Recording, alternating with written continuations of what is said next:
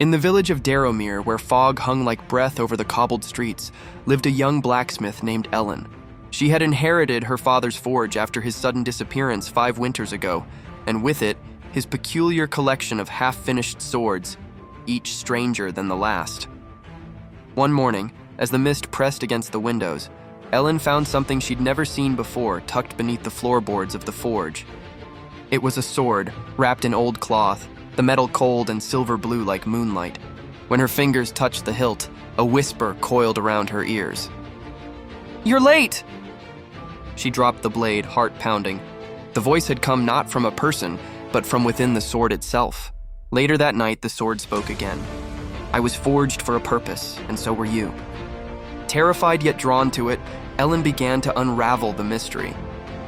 The blade, calling itself Nixthar, had once belonged to a guardian of the realm, one of the ancient voiceless who protected the world from the shadow beyond the mountains. The sword had been dormant, waiting for a soul worthy enough and desperate enough to carry its burden.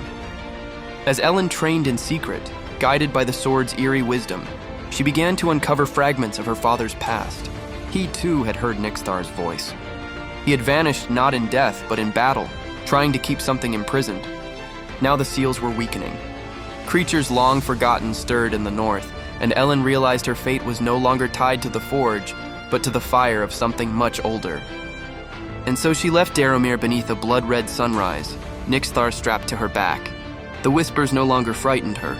They were a promise. A reckoning was coming.